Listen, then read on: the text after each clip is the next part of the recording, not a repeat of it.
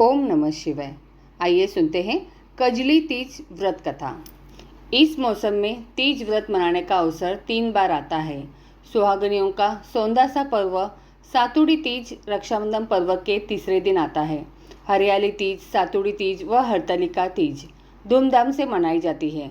सातुड़ी तीज को कजली तीज और बड़ी तीज भी कहते हैं। सातुड़ी तीज की पूजा करते हैं। सातुड़ी तीज की कथा, निमड़ी माता की कथा, गणेश जी की कथा और लपसी तपसी की रोचक कहानी भी सुनते हैं।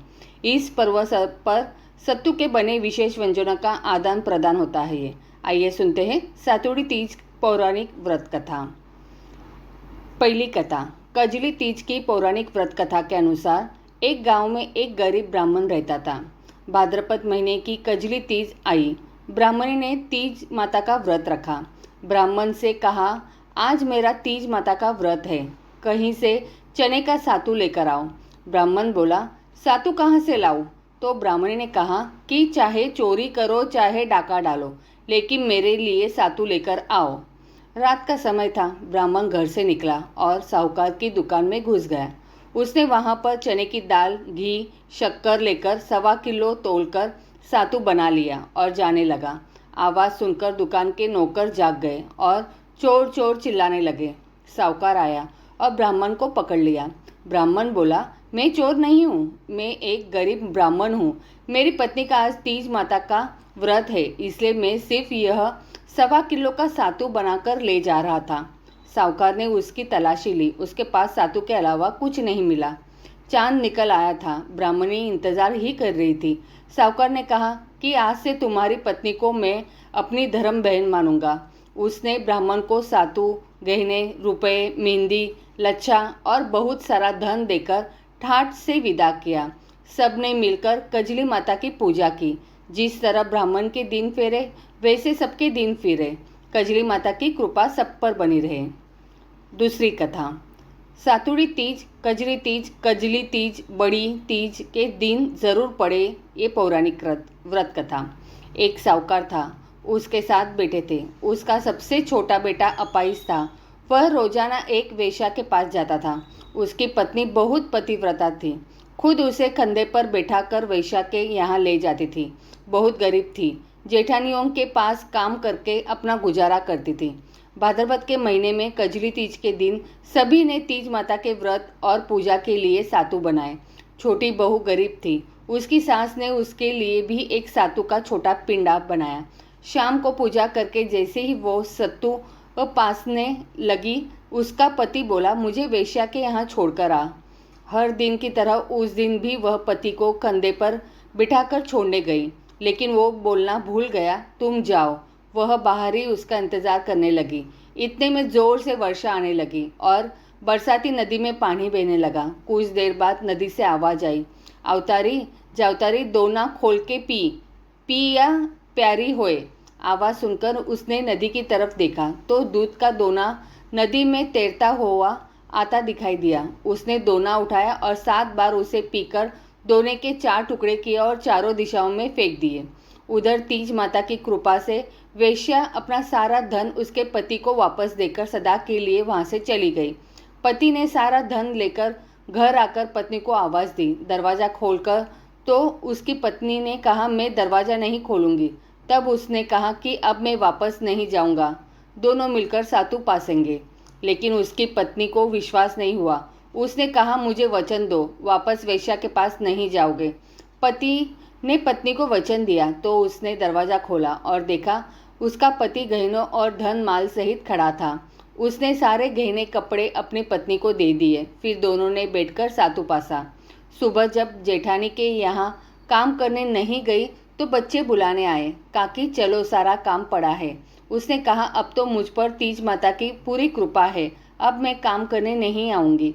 बच्चों ने जाकर माँ को बताया, आज से काकी काम करने नहीं आएगी, उन पर तीज माता की कृपा हुई है। वह नए नए कपड़े गहने पहनकर बैठी है और काका जी भी घर पर बैठे हैं। सभी लोग बहुत खुश हुए। हे तीज माता, जैसे आप उन पर प्रसन्न हुई वैसे ही सब पर प्रसन्न होना, सबके दुख दूर करना। तीसरी कथा। हर व्रत के साथ पीढ़ी और सुनी जाती है यह पौराणिक कथा। इस कथा के अनुसार एक लपसी था और एक तपसी था। तपसी हमेशा भगवान की तपस्या में लीन रहता था। लपसी रोजाना सवा सेर लापसी बनाकर भगवान का भोग लगाकर जीम लेता था। एक दिन दोनों लड़ने लगे। तपसी बोला, मैं रोज भगवान की तपस्या करता हूँ, इसलिए मैं बड़ा हूँ। लपसी बोला, मैं रोज भगवान को सवा सेर लापसी का भोग लगाता हूँ, इसलिए मैं बड़ा हूँ। नारद जी वहां से गुजर रहे थे। दोनों को लड़ता देखकर उनसे पूछा कि तुम क्यों लड़ रहे हो। तपसी ने खुद के बड़ा होने का कारण बताया और लपसी ने अपना कारण बताया। नारद जी बोले, तुम्हारा फैसला मैं कर दूंगा। दूसरे दिन लपसी और तपसी नहाकर अपनी रोज की भक्ति करने आए तो नारद जी ने छुपकर 1.25 करोड़ की एक एक अंगूठी उन दोनों के आगे रख दी। तपसी की नज़र जब अंगूठी पर पड़ी तो उसने चुपचाप अंगूठी उठाकर अपने नीचे दबा ली। लपसी की नज़र अंगूठी पर पड़ी लेकिन उसने ध्यान नहीं दिया। भगवान को भोग लगाकर लापसी खाने लगा। नारद जी सामने आए तो दोनों ने पूछा कि कौन बड़ा। तो नारद जी ने तपसी से खड़ा होने को कहा। वो खड़ा हुआ तो उसके नीचे दबी अंगूठी दिखाई पड़ी। नारद जी ने तपसी से कहा, तपस्या करने के बाद भी तुम्हारी चोरी करने की आदत नहीं गई, इसलिए लपसी बड़ा, और तुम्हें तुम्हारी तपस्या का कोई फल भी नहीं मिलेगा। तपसी शर्मिंदा होकर का माफ़ी मांगने लगा। उसने नारद जी से पूछा, मुझे मेरी तपस्या का फल कैसे मिलेगा। नारद जी ने कहा, यदि कोई गाय और कुत्ते की रोटी नहीं बनाएगा तो फल तुझे मिलेगा। यदि कोई ब्राह्मण को भोजन करवा कर दक्षिणा नहीं देगा तो तुझे फल मिलेगा। यदि कोई साड़ी के साथ ब्लाउज नहीं देगा तो फल तुझे मिलेगा। यदि कोई दिए से दिया जलाएगा तो फल तुझे मिलेगा। यदि कोई सारी कहानी सुने लेकिन तुम्हारी कहानी नहीं सुने तो फल तुझे मिलेगा। उसी दिन से हर व्रत कथा कहानी के साथ लपसी तपसी की कहानी भी सुनी और कही जाती है। चौथी कहानी, निमड़ी माता की व्रत कथा। एक बहुत ही धनवान सेठ सेठानी थे, लेकिन उनकी कोई संतान नहीं थी। इसके लिए सेठानी ने भादों की कजरी यानी बड़ी तीज का व्रत किया और निमड़ी माता से प्रार्थना की कि अगर उसे संतान हो जाए तो वह उन्हें 1.25 मन का सातू चढ़ाएंगी। माता के कृपा से सेठानी को 9वें महीने ही पुत्र की प्राप्ति हो गई, लेकिन सेठानी सातू चढ़ाना भूल गई। देखते देखते सेठानी को 7 पुत्र हो गए। पहले बेटे का विवाह भी हो गया और सुहागरात में ही सांप ने पुत्र को डस लिया, जिससे उसकी मौत हो गई। एक के बाद एक 6 पुत्रों की मौत शादी की रात ही होती गई। इसे देखकर सेठ सेठानी ने तय किया कि वह अपने 7वें बेटे का विवाह नहीं करेंगे, लेकिन गांव वालों के बहुत कहने व समझाने पर सेठ सेठानी ने बेटे की शादी दूर देश में करना तय किया। बेटे की सगाई के लिए सेठ बहुत दूर एक गांव आए तो देखा वहां 4-5 लड़कियां खेल रही थी, जो मिट्टी का घर बनाकर तोड़ रही थी। उनमें से एक लड़की ने कहा, मैं अपना घर नहीं तोड़ूंगी। सेठ को ये लड़की समझदार लगी। खेलकर जब लड़की वापस अपने घर जाने लगी तो सेठ जी पीछे पीछे उसके घर गए। सेठ ने लड़की के माता पिता से बात करके अपने लड़के की सगाई व विवाह की बात पक्की कर दी। इसके बाद विवाह भी हो गया। बारात विदा हुई। लंबा सफ़र था और उस दिन कजरी तीज भी था, इसलिए लड़की की माँ ने लड़की से कहा कि वह सातू व सीख दे रही हूँ। रास्ते में कहीं पर शाम को निमड़ी माता की पूजा करना, निमड़ी माता की कहानी सुनना और सातू चढ़ाकर इसे खाना और सासू माँ के लिए भी ले जाना। रास्ते में ससुर ने बहू को खाने का कहा तो वह बोली, आज कजरी तीज का उपवास है। शाम को निमड़ी माता का पूजन करके निमड़ी माता की कहानी सुनकर ही भोजन करेगी।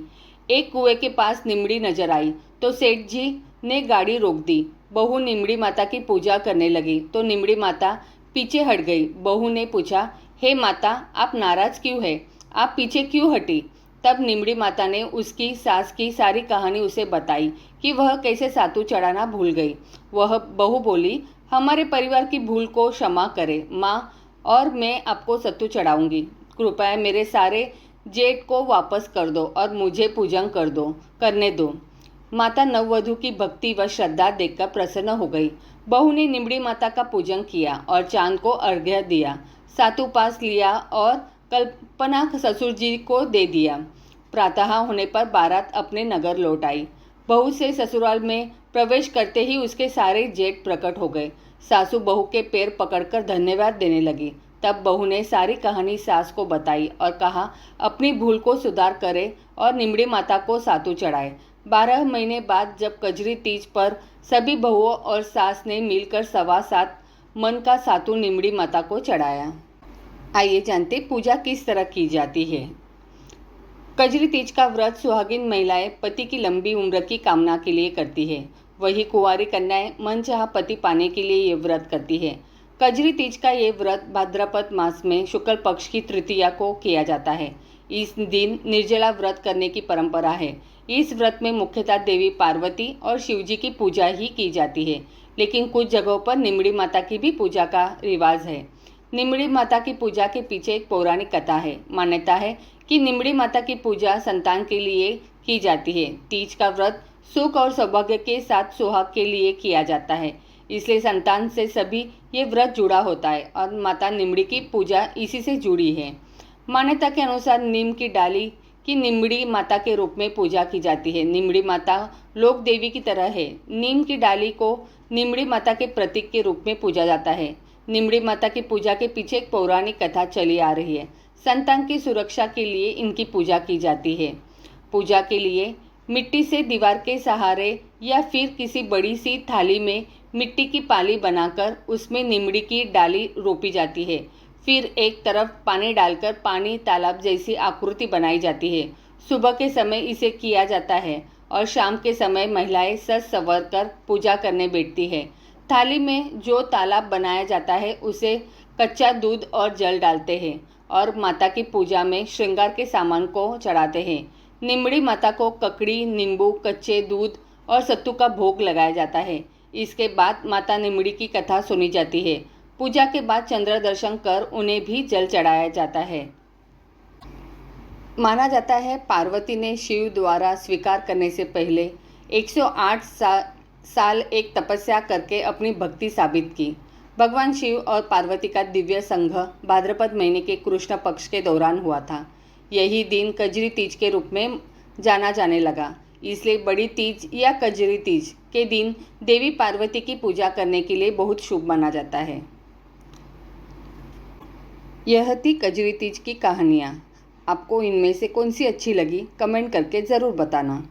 तो बोलो प्रेम से हर हर महादेव।